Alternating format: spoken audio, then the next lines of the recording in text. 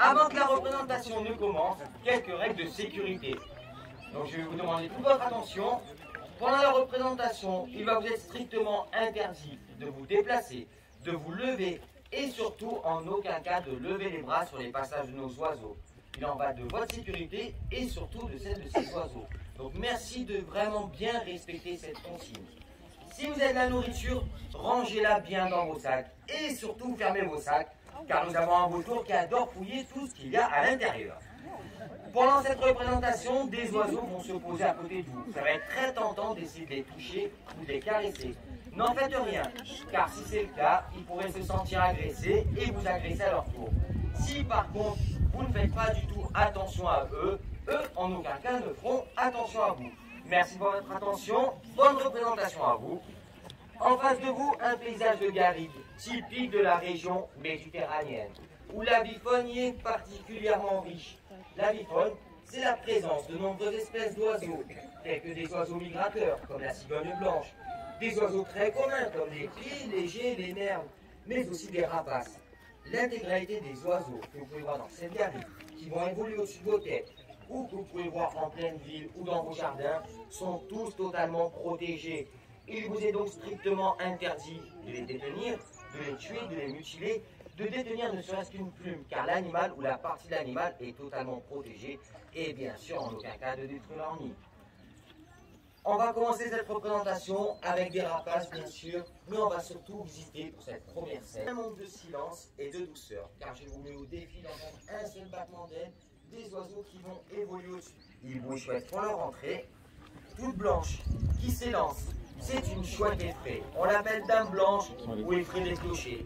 Celle-ci, on peut l'observer un petit peu partout à travers le monde, mis à part au niveau des deux pôles. Et cette chouette effraie, en France, elle est extrêmement commune. Certains d'entre vous l'ont vue la nuit au bord des routes, éblouie s'envolant dans les phares de vos voitures. Cette chouette effraie adore chasser au bord des routes, car l'herbe y est souvent tranchée, et de ce fait, elle repère très facilement souris et mulots qui s'y cachent. Un hibou vous est présenté, c'est le hibou grand-duc européen. On l'appelle aussi aigle de la nuit. C'est un véritable prédateur nocturne. Il est capable de capturer du lapin, du lièvre, des oiseaux, mais aussi des aigles royaux la nuit. Par contre, en pleine journée, ce sera cet aigle qui sera capturé par un aigle royal. Cela peut paraître contre nature de faire évoluer des rapaces d'une nocturne en pleine journée. Il faut savoir qu'à l'état naturel, que ce soit ce hibou grand-duc, la chouette effraie sont capables de sortir chasser en pleine journée. Comme vous l'approuvez la chouette effraie, lorsqu'elle vous survole, vous n'entendez aucun bruit. La nuit, il fait sombre.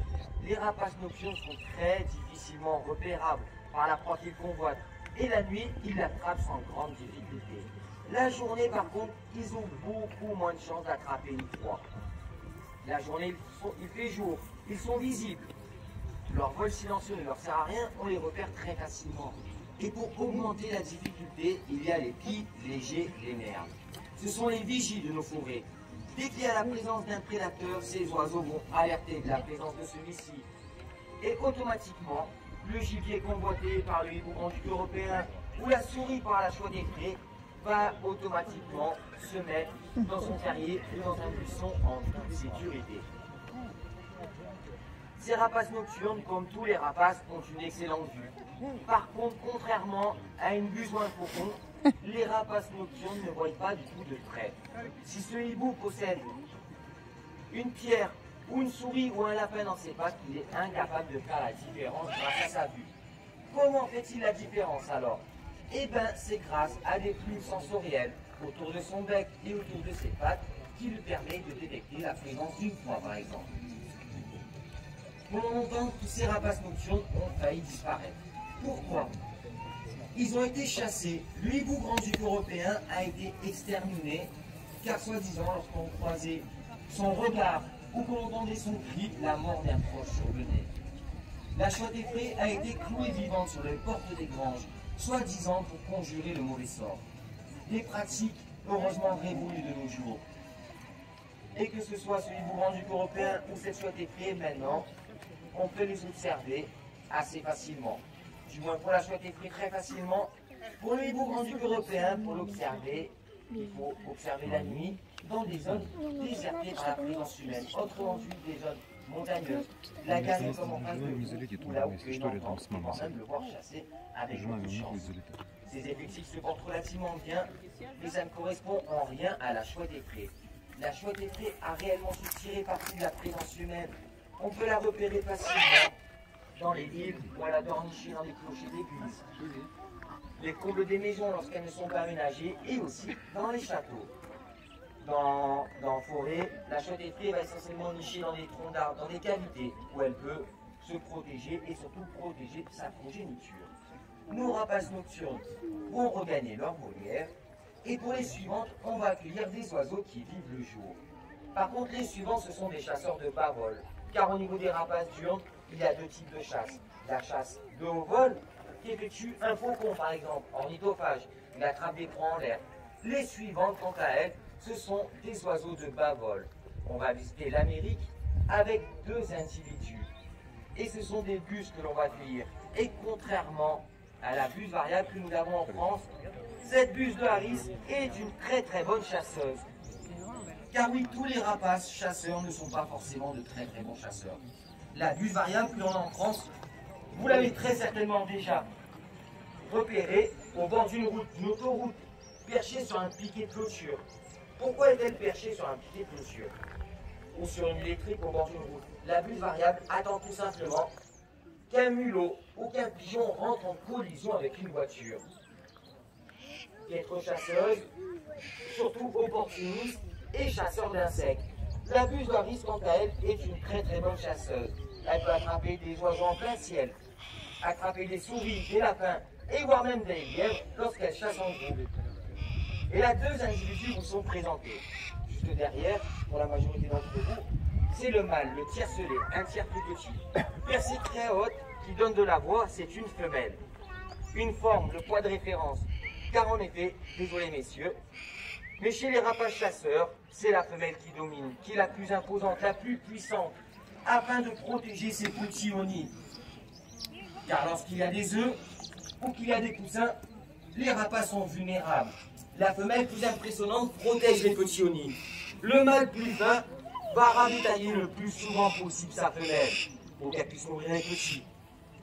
Une fois que les petits vont commencer leur envol, se déplacer de branche en branche, et bien c'est le mâle qui va aller chasser. C'est le mâle qui va aller protéger les petits au nid. Et c'est la femelle qui va aller chasser, beaucoup plus puissante, impressionnante. Elle pourra ramener des proies en parfaite santé.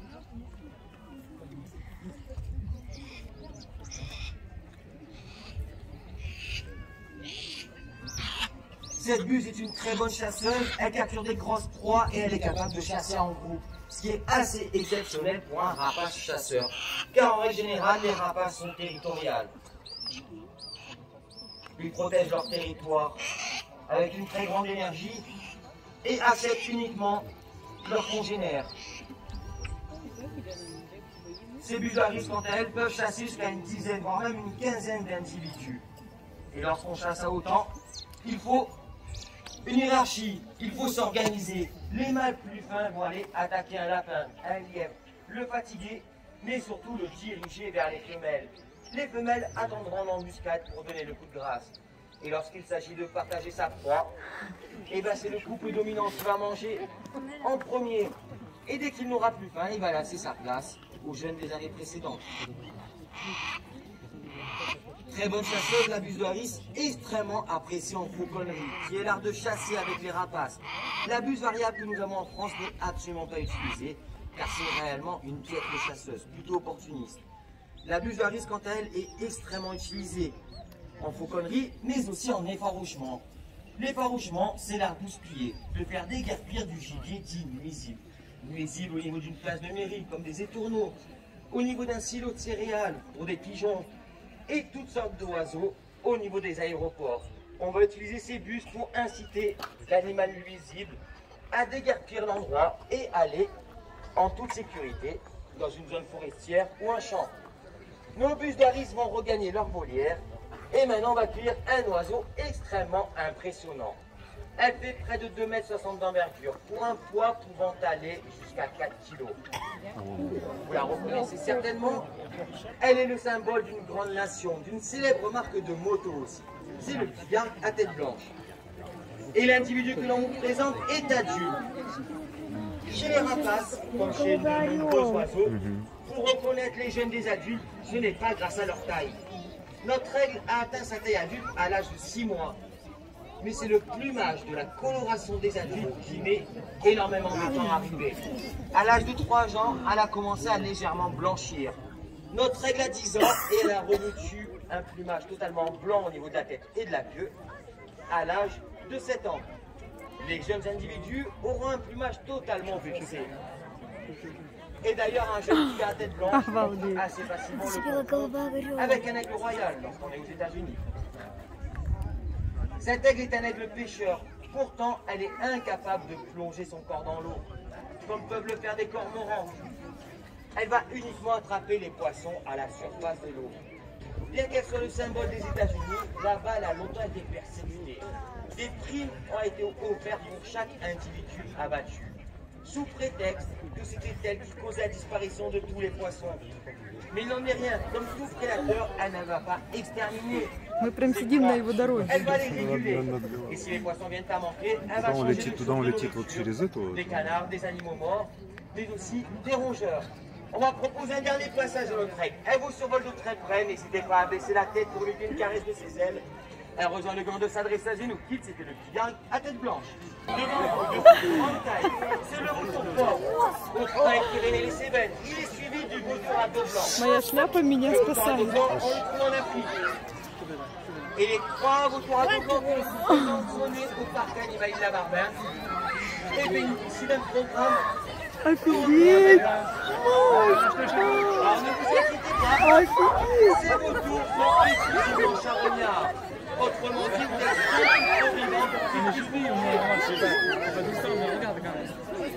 Мы прям на пути этого сидим, да? Смотри.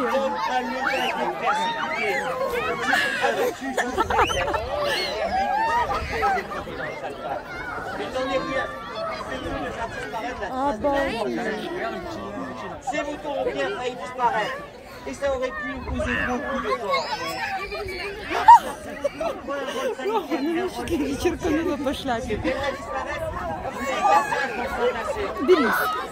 Des catastrophes des épidémies au niveau des animaux sauvages, mais surtout au niveau de nos création. Pour les protéger, le retour fort a été réintroduit. Il se porte extrêmement bien de nos jours.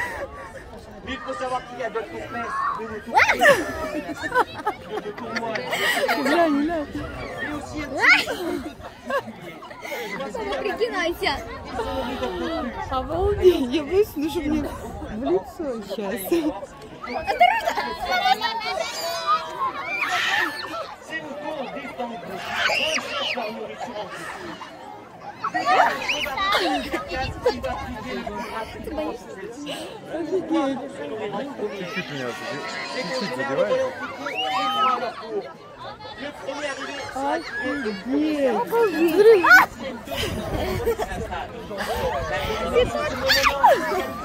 Летают как хотят. Это просто же, это нечто. Это просто нечто. Ты посмотри, что делается, мама. Смотри, что... Офигеть.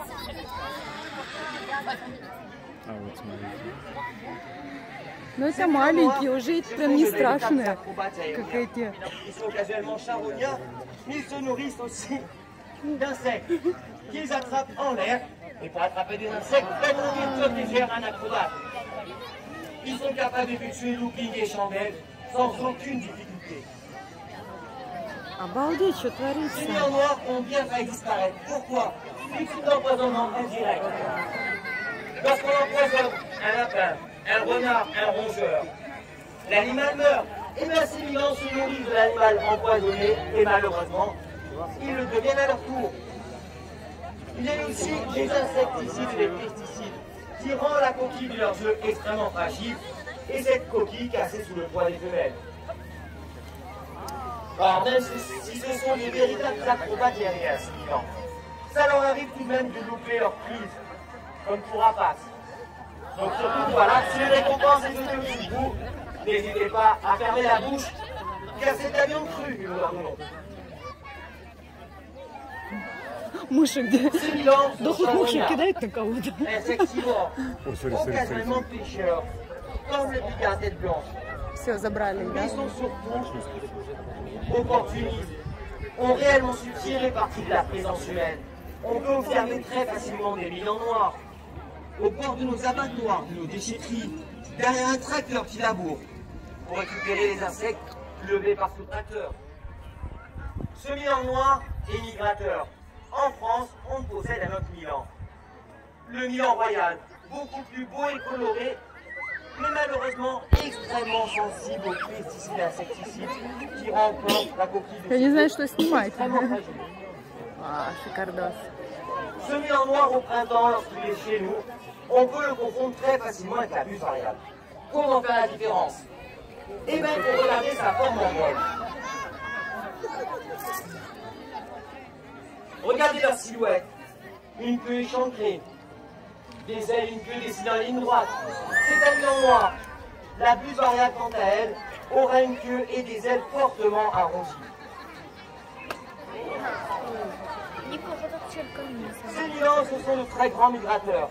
L'hiver en Afrique, au printemps, ils reviennent en France. Lorsqu'ils reviennent, ils migrent systématiquement au-dessus des terres et non au-dessus des mers, pour profiter des ascendances thermiques et mécaniques. Nous allons nous aussi migrer, changer de continent, retourner en Amérique pour accueillir un oiseau un petit peu particulier. Pour accueillir un faucon, dès qu'il lui n'est pas taillé pour la vitesse en vol, mais beaucoup plus pour la marche à pied.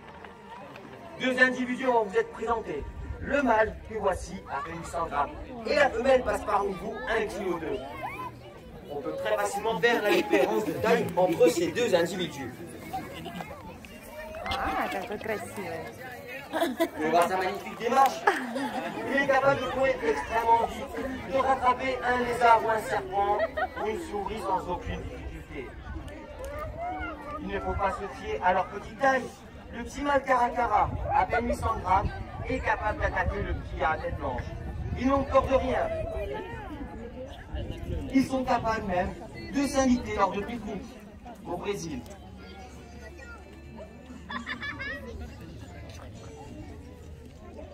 Vous pouvez voir que ce soit la femelle ou le mâle, Да. autour de leur bec de couleur jaune. C'est taché assez commun chez un rapace. Mais il faut savoir que la couleur de leur bec peut changer de couleur suivant leur humeur. S'il est jaune, c'est que tout va bien. Par contre, il peut rougir en quelques secondes. Et lorsqu'il est rouge, c'est qu'il est énervé ou alors qu'il a une très grosse peur. Короче, клюв говорит, у них желтый, это значит на хорошее настроение. Если красный, то все, Comment значит, économiser что-то de не то. l'énergie lorsqu'on ne trouve pas des carcasses d'animaux tous les jours? Eh bien, ces faucons caracara ont développé une technique pour se nourrir sans aucune difficulté. Soulever les cailloux dans la pampa au Brésil. Pourquoi? Pour se nourrir des insectes cachés sous ce caillou. Un coup de bec ou un coup de patte pousse le caillou et il n'a plus qu'à récupérer les insectes ou les récompenses dedans. Ce faucon caracara n'a peur de rien. Il peut créer des bandes et sévir autour des poubelles ou lors de pique-niques. On les appelle caracara à cause de leur chant extrêmement particulier.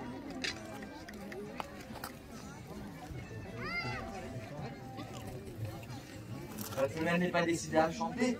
Pour les personnes qui sont assez proches, vous pouvez voir une petite boule jaune qui se dessine au niveau de son cou. C'est sa gorge, c'est là où elle va stocker sa nourriture. Car un rapace se nourrit le plus rapidement possible sur une proie. Car il est vulnérable lorsqu'il est au sol. Notre femelle va regagner sa volière. Le mâle va rester parmi nous pour se nourrir de tous les morceaux de récompenses laissés tomber par nos milans. Et en attendant, on va quitter la famille des rapaces pour accueillir une famille extrêmement intelligente. Ceux qui vont arriver, on considère qu'ils ont l'intelligence d'un enfant de 4 ans. Ce ne sont pas des perroquets, mais des corvidés. Les deux individus qui s'élancent de petite taille, ils peuvent ressembler à la pie bavard que nous avons en France. Mais ce ne sont pas des pies bavardes, ce sont des corbeaux, une espèce essentiellement africaine. Ils sont accompagnés par un individu beaucoup plus impressionnant qui est parti survoler les hippopotames. C'est le corbeau à nuque blanche. Pourquoi est-il parti au niveau des hippos? Eh bien, les corvidés sont omnivores. Et celui-ci, il a repéré que quelquefois de la tomate ou de la salade traîne au niveau des hippopotames et va en profiter pour se nourrir. Car ces corbeaux se nourrissent de graines, de fruits, de légumes, mais aussi d'insectes et d'animaux. D'animaux qui peuvent chasser lorsque ce sont des petites souris, mais aussi on peut les trouver sur la curée. Que ce soit en Afrique pour le corbeau à nuque blanche, en compagnie des vautours, en France le grand corbeau, la pie, la corneille, le corbeau freux aussi. On peut les retrouver sur la curée et ce sont eux qui passent en dernier et finissent de nettoyer la carcasse afin qu'il n'y ait plus jamais eu la trace de l'animal qui est mort et surtout assainir notre nature. Ces corbeaux se reconnaissent dans un miroir, c'est assez exceptionnel. Ils sont aussi capables de sélectionner, tailler un outil pour se nourrir. En une branche, la tailler pour se nourrir dans les termitières par exemple. Ils sont aussi capables d'utiliser nos voitures indirectement. Se positionner à un feu tricolore, déposer une noix lorsque le feu est rouge et faire bien attention que la noix soit posée sur le passage d'une roue de voiture. Le corbeau va aller se percher sur une toiture, sur le flanc lui-même en toute sécurité. Et il va attendre que le feu passe au vert, que la voiture démarre. Mais surtout, il va attendre que le feu repasse au rouge pour aller se délecter de cette noix cassée sans aucune difficulté. Au niveau du zoo, au niveau de l'aire de pique-nique, c'est plupart des oiseaux noirs, des chouettes à les tours. Au niveau des aires de repos, souvent il y a des corvidés se regroupant autour d'une poubelle. Que font-ils? Eh bien, ils s'aident les uns les autres. Ils vont entourer la poubelle, faire remonter le sac pour que les détritus se trouvent à portée de bec. Une fois que c'est le cas, tous les détritus sont évacués au sol et le corbeau n'a plus que se nourrir excusez-moi, il n'a plus qu'à se nourrir des détritus alimentaires. Nos corbeaux vont continuer à évoluer en votre compagnie. Et maintenant, on va cuire des oiseaux extrêmement grands. Ce sont les troisièmes plus grands oiseaux. Juste avant eux, il y a le condor des Andes et l'albatros. Les voici qui s'élancent, ce sont les marabouts d'Afrique. Et malgré nos allures préhistoriques, ils font partie de la famille des cigognes. Tout en elles, ils sont exceptionnellement carnivores. Ils se nourrissent en chassant ou alors ils sont occasionnellement charognards, ces marabouts d'Afrique. Et si vous les observez bien, vous pouvez voir que le marabout d'Afrique, comme les vautours que vous avez pu voir tout à l'heure, possède un cou totalement dégarni de plumes. Африканские голуби. Здравствуйте. Pas de plumes, juste un fin d'idée au niveau de leur cou. Lorsqu'ils enfoncent leur tête dans les carcasses, aucune salissure ne reste sur leur plumage au niveau du cou. Tous les morceaux de viande, le sang va venir rouler le long de leur cou et se fixer sur la collerette de plumes qui sont à la base de celui-ci. Charognards, ils maintiennent lions, hyènes et vautours sans aucune difficulté à distance. Ces marabouts d'Afrique vivent en groupe allant de 10 individus, voire même jusqu'à 500 individus. Sur les carcasses, arpentant le sol aussi, quelquefois pour chasser grâce à leur très long bec, leur cou qui s'allonge, ils sont capables d'attraper n'importe quel insecte, lézard, serpent et rongeurs qui se trouvent à portée de celui-ci. Чистильщики тоже хорошо, чтобы не было палено. On peut voir aussi occasionnellement ces marabouts dans les ruelles où ils vont fouiller les poubelles. Ils sont extrêmement communs en Afrique et se portent relativement bien. Et possèdent quand même un statut de protection afin d'éviter toute source de braconnage. Красавец. Nos marabouts vont regagner leur volière. Et pour la dernière scène de cette représentation, on va accueillir des oiseaux que vous connaissez certainement. On dit d'elles qu'elles amènent les bébés sur les pas des portes. Elles sont le symbole de l'une de nos régions. Les voici qui s'élancent. Вот они. Тут они бегали лапами, Ce sont des cigognes blanches. Они ждали своего выхода. Des oiseaux uniquement carnivores, qui se nourrissent d'insectes, Кому-то сегодня принесет de ляльку. lézards, de Да, poissons Милада? et d'amphibiens. Кому-то ляльку сегодня принесет. Cette cigogne, lorsqu'elle pêche, elle plonge son cou dans l'eau, comme le fait les cormorans, Вот у comme le fait un héron. Не, не секрет. Ces cigognes, on les confond d'ailleurs souvent Привет. avec le héron. Здравствуйте, Сорока. Я Alors, телефон au sol, подержу c'est assez покрепче. facile de faire la différence. Par contre, en vol, c'est beaucoup plus compliqué.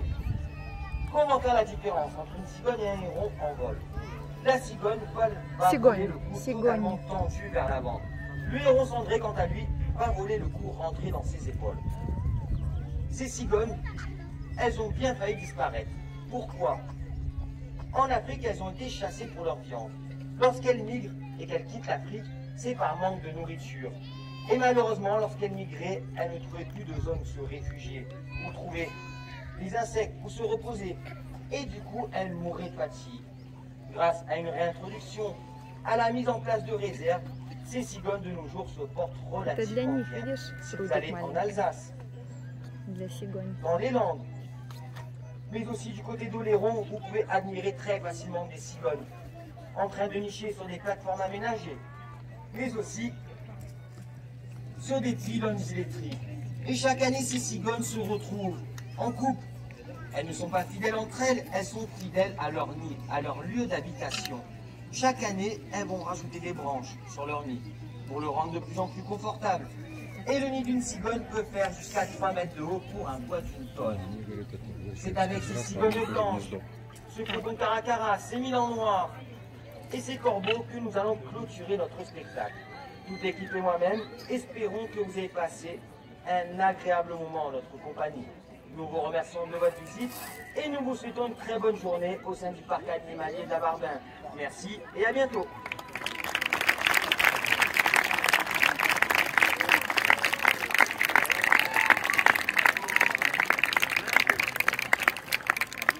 Maintenant que le spectacle est terminé, vous pouvez vous lever. Par contre, n'hésitez pas à baisser la tête par moment, car on peut voir encore de nombreux oiseaux en vol. Merci. Grand merci.